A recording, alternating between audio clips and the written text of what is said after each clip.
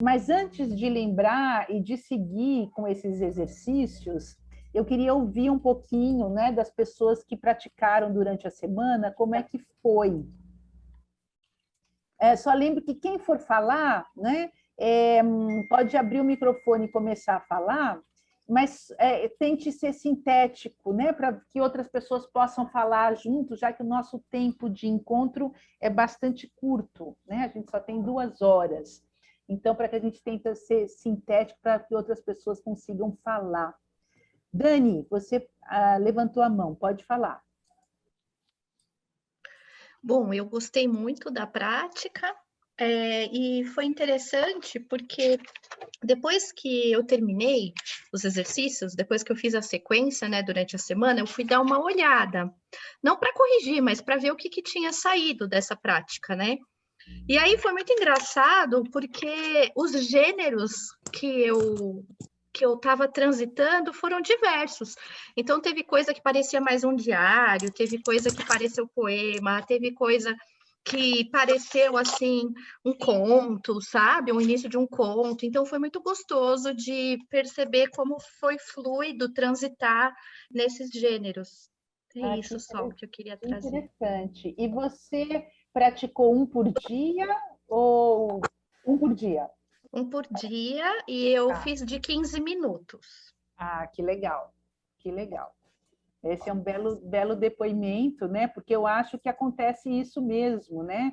Quer dizer, eu acho que é muito interessante essa prática de escrita nesse sentido de que, como é que se diz? Em geral, a gente é ensinado no sentido oposto, né? Por exemplo, vamos tentar escrever um poema, vamos tentar escrever um conto, né? Como se o gênero viesse antes. Com essa prática, a tua própria mente vai indicando a quantidade de formas possíveis que o teu texto pode sair, você é surpreendida, né, com o que vem. Então, é muito legal eu acho que isso acaba criando aquele sentimento de confiança, de que é um pouco assim, está tudo aqui, né? Basta eu ter coragem, né, de dar o salto, né, como a bela imagem que a Fernanda mandou para a gente, né, dar o salto na página e começar a escrever. Né? Porque a prática de escrita na proposta da Nathalie vai muito nesse sentido, né? De é, a constância do texto, a constância dessa prática é que vai te mostrando quais são os temas que te obcecam, quais são as formas que você gosta, mas que a ideia é um pouco assim: você vai escrevendo, vai escrevendo, vai escrevendo, e depois você relê, né? E quando você relê, depois de um tempo, você nota, fala assim, nossa, essa passagem é muito legal, isso aqui é um poema pronto, né? Ou isso daqui é uma frase que eu quero continuar. Ou só escrevi besteira, vou riscar o caderno inteiro, jogar no lixo e começar de novo, e está tudo bem, está tudo bem.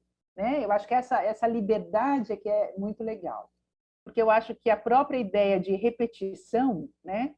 A repetição quer dizer assim, são coisas que estão ali que precisam sair fora de você. E só o fato de você notar, né, que há uma repetição, aquilo já te abre espaço para outras coisas, né? Então é importante pôr, porque é um pouco essa técnica de que se você ficar guardando tudo na tua cabeça, na verdade a repetição fica aqui dentro e você não abre espaço para mais nada. Né? Então, legal, legal, isso também é importante, soltar tudo. Como eu disse, eu escrevia um diário assim, cotidianamente, e depois eu percebi que eu só reclamava das coisas, né? Não precisava reclamar, então pronto. Aí depois na vida eu parei de reclamar, fiquei uma pessoa um pouquinho melhor. E tem também uma coisa que eu queria ter lido para vocês na semana passada, eu vou aproveitar e vou ler agora, que é uma coisa que a Nathalie escreveu que eu achei muito legal, que ela diz assim, quer ver o que é? Ela diz o seguinte, olha, da importância da gente dar vazão para essas ideias iniciais, frescas, primeiras, que a gente cobre elas, né, com o controle da gramática, da escrita, do ensino, né? A gente não deixa essas imagens primeiras surgirem, né? E ela diz assim, olha que interessante, essas ideias iniciais guardam uma energia tremenda. São as primeiras impressões que a mente produz a respeito das coisas.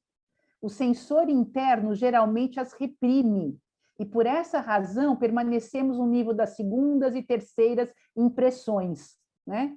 Distantes daquela primeira imagem original. Talvez você tenha precisado escrever 4 páginas para chegar nesse verso. Se você não tivesse soltado, né? Talvez o verso não tivesse surgido. Daí ela diz assim, olha, a frase "arranquei a margarida da garganta", repito, a frase "arranquei a margarida da garganta" surgiu em minha mente. Num segundo momento, meu cérebro, condicionado pela lógica, pela polidez, pelo medo e pela timidez, respondeu: isso é ridículo, você parece uma suicida. Não retrate a si mesma tentando cortar a garganta. Pensarão que você é maluca. Aí ela diz: se dermos ouvidos ao nosso sensor interior, escreveremos: minha garganta estava um pouco inflamada, vírgula, por isso não disse nada. Ou seja, certinho e sem graça. Né? Então, como ela diz, na jugular, é pegar a frase ali, pense-se o que pense, né?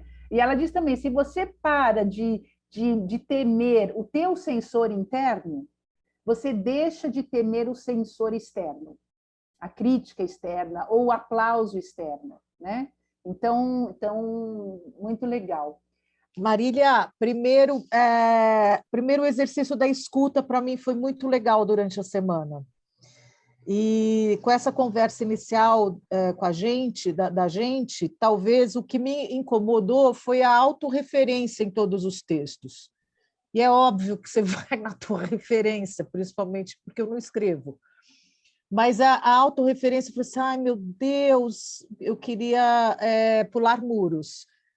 Ir para outros mundos. E talvez a escuta de não julgar, da escuta de receber apenas, talvez isso seja o trampolim para esse outro lugar.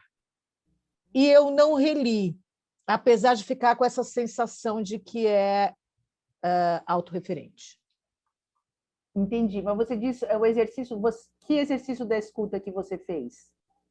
Eu fiz na vida aqui, porque a aula passada você tinha falado de ouvir sem ouvir, plácida e tranquila, sem nenhum arrobo de nada. Então, eu fiz esse exercício com as pessoas na TV, de ouvir, né, notícias. E isso fez uma grande diferença para mim.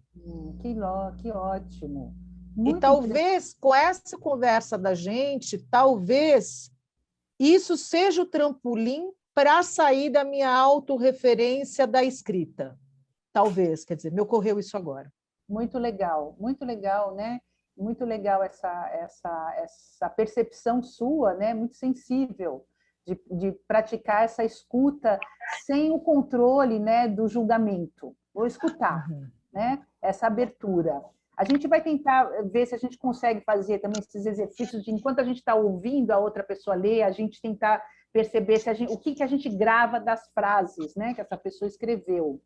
Agora, essa questão da autorreferência é interessante, né? Porque, assim, a gente escreve a partir de nós mesmos, né? E essa autorreferência, ela é importante, ela é a nossa fonte de trabalho, a nossa fonte de ser, né? Agora, e é importante dar vazão a esse eu falando a minha história, a minha reclamação, o que for, né? O que eu sinto, o que eu não sinto, o que eu penso. Agora, existe isso é legal, que é uma frase que eu também selecionei da Nathalie para hoje, que ela diz o seguinte, quer ver?